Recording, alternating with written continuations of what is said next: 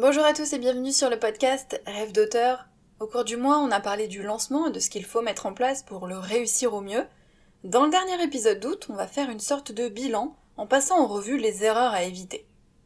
Première précision, l'une des erreurs serait bien sûr de faire l'inverse de tout ce que je vous ai conseillé au cours du mois. Alors, libre à vous de faire comme vous le souhaitez, et comme toujours, ce ne sont que des conseils que vous pouvez adapter à votre sauce. Mais ce sont aussi des conseils éprouvés au fil des ans, qui ont fait leurs preuves et qui donc méritent à minima que vous les testiez pour voir si ça vous convient. Deuxième précision, j'en ai déjà un petit peu parlé la semaine dernière, un lancement ne définit pas la vie du livre.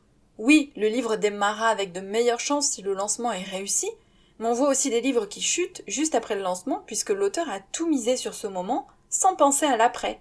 On voit aussi des livres qui cartonnent même avec un lancement raté. Le lancement ne détermine donc pas le succès du livre, mais autant mettre toutes les chances de votre côté en implémentant de bons ingrédients dès le départ. Maintenant que c'est dit, passons aux 9 erreurs. Première erreur, ne pas commencer sa promotion assez tôt.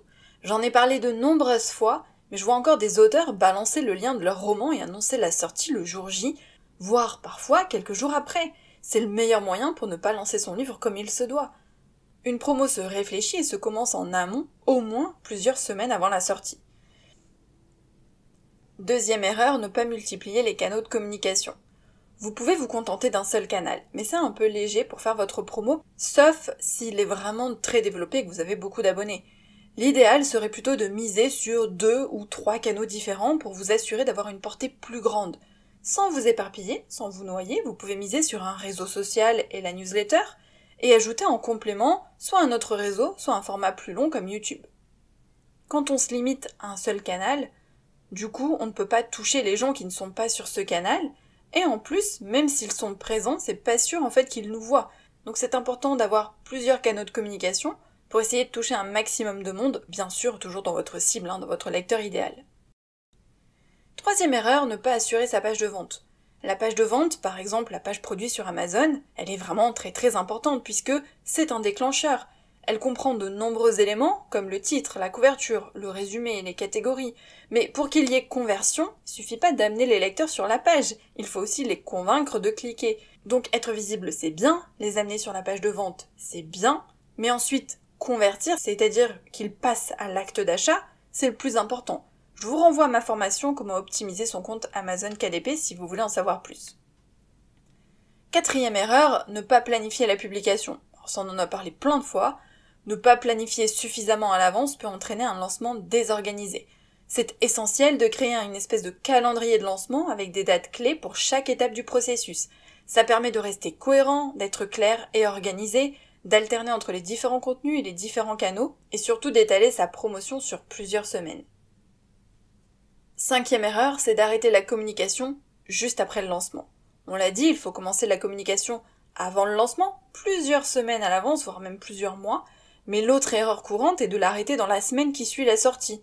Vous devez porter votre livre pendant au moins 1 à 3 mois après sa sortie, et ensuite de manière plus épisodique en alternant avec d'autres contenus ou d'autres romans. Mais on peut facilement booster l'effet post-lancement en restant régulier et actif, c'est-à-dire que le lancement, c'est pas la fin du livre, c'est pas le but en fait. Le but, c'est de faire vivre le livre au quotidien. Le lancement, c'est qu'une étape, c'est un petit peu le coup de pied que vous lui mettez aux fesses pour qu'il s'envole.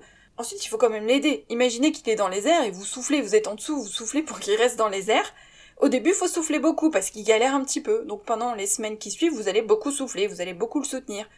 Ensuite, il sera beaucoup plus débrouillard, il arrivera bien à voler tout seul.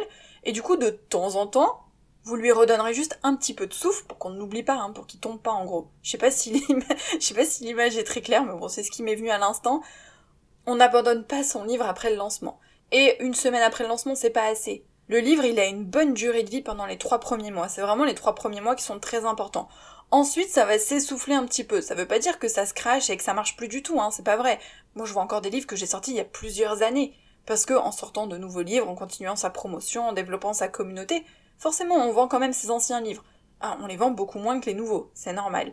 Mais ça veut dire qu'on doit pas oublier le livre, on doit pas l'abandonner. Donc continuez d'être régulier, d'être actif.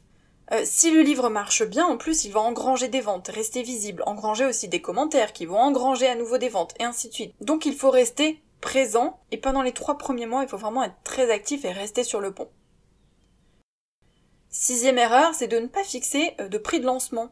Alors, c'est pas une obligation, mais franchement, c'est dommage de s'en passer puisque le prix, c'est un frein pour beaucoup de personnes, surtout de nos jours. Et si vous proposez un prix exceptionnel et limité dans le temps, vous allez jouer sur 2 leviers en marketing, qui est d'une part l'effet urgence, puisque ce sera limité dans le temps, et aussi le fait d'avoir une promotion, donc la possibilité de vous découvrir à petit prix. Le but d'un lancement, selon moi, c'est pas réellement d'amasser de l'argent, d'amasser plein de ventes, mais plutôt d'amasser de la visibilité. Le petit prix, ça aide à convaincre plus de lecteurs. Pas besoin de descendre à 99 centimes, comme on le faisait à l'époque, mais au moins, par exemple, 50% du prix du livre, ça peut vraiment porter ses fruits. Tous ceux qui vont hésiter, tous ceux qui ne vous connaissent pas, vont être susceptibles de craquer plus facilement, puisque le prix sera moins élevé. 7e erreur, c'est de demander à ses proches d'acheter le livre. Si vous avez des proches qui lisent habituellement dans votre genre de roman, tant mieux, ils vont pouvoir acheter le livre, etc., il n'y a pas de souci. Mais si c'est pas le cas, ça sert à rien de demander à tous vos contacts d'acheter le livre. Sur le coup, vous aurez l'impression de booster votre lancement, vous allez avoir plus de ventes et peut-être un petit peu de visibilité. Mais le problème, c'est que l'algorithme, déjà, il va être perdu, puisqu'il ne saura plus à qui il doit proposer le livre. Amazon, en fait, il se fie aux mots-clés, aux catégories, à la description, mais aussi aux lecteurs qui visitent votre page et à ceux qui passent à l'acte d'achat pour proposer ensuite votre livre à d'autres lecteurs potentiels, à d'autres personnes. Donc si vous noyez l'algorithme, ça ne vous sera pas du tout bénéfique par la suite. Quelques personnes de plus ne changeront pas forcément la donne, autant bosser avec les bons outils pour viser les bons lecteurs. 8e erreur, c'est de ne pas varier le contenu et les formats dans votre communication. Pour vous aider à créer une vraie stratégie de contenu, vous devez proposer du contenu bien sûr intéressant aux lecteurs potentiels. Alors misez sur les différents formats, jeux, photos, vidéos, réels, sondages. Variez également le type de contenu sur l'univers, les personnages, des photos, des extraits, des interviews. Vous devez créer une vraie stratégie de contenu, vous devez créer quelque chose de cohérent et surtout du contenu varié avec des formats variés. Je vous renvoie au planning de réseaux sociaux 2024 que vous trouverez sur la boutique Rêve d'auteur puisque vous avez 366 jours de publication, de contenu pour faire votre promotion, pour faire connaître votre univers et surtout il y a la méthode PSID que j'ai imaginée qui permet justement de varier son contenu. 9e erreur, c'est de ne pas être présent le jour J. Je sais que certains auteurs préfèrent ne pas être là le jour de la sortie. Je pense au contraire qu'il faut être présent. Encore une fois, c'est pas une obligation, ça dépend de chacun, mais c'est mon conseil.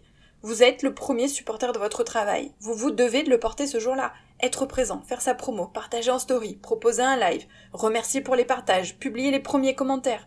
C'est une journée importante et sans être greffé à votre ordinateur toute la journée, il faut malgré tout donner un peu de votre personne et mettre votre énergie dans le lancement pour aider à propulser le livre. C'est votre job en fait. C'est à vous d'être là le jour J, c'est à vous de le pousser, c'est à vous de le propulser, c'est à vous de l'aider, c'est à vous d'en parler. Vous aurez tout le temps de vous reposer ensuite.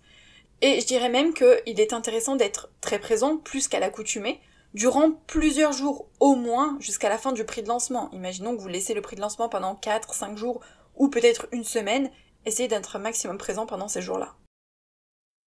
Pour conclure, je voulais aussi vous conseiller d'avoir des attentes, des objectifs, qu'ils soient chiffrés ou non, on en a déjà parlé, mais positionnez-vous en professionnel, mettez le paquet, croyez en votre roman, aidez-le à déployer ses ailes, n'y allez pas à demi-mot ou à reculons, n'y allez pas en vous disant que vous n'attendez pas grand-chose pour ne pas être déçu. Non, prenez le taureau par les cornes, foncez, portez votre livre du début à la fin. Il le mérite après tout le travail que vous avez fourni.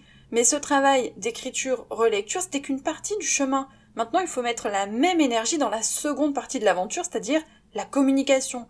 Personne d'autre ne fera votre promo, et d'ailleurs, c'est pas aux autres de la faire. C'est à vous d'initier le processus, à vous de mettre les mains dans le cambouis. Donc, positionnez-vous en professionnel, croyez en votre histoire, et aidez votre roman à décoller. Portez-le, soyez son premier supporter. Voilà pour les quelques erreurs sur lesquelles je voulais appuyer pour vous permettre de réussir au mieux votre lancement. J'espère que l'épisode aura été utile. N'oubliez pas d'écouter tous les épisodes du mois et nous on se retrouve en septembre pour un nouveau thème. Bye!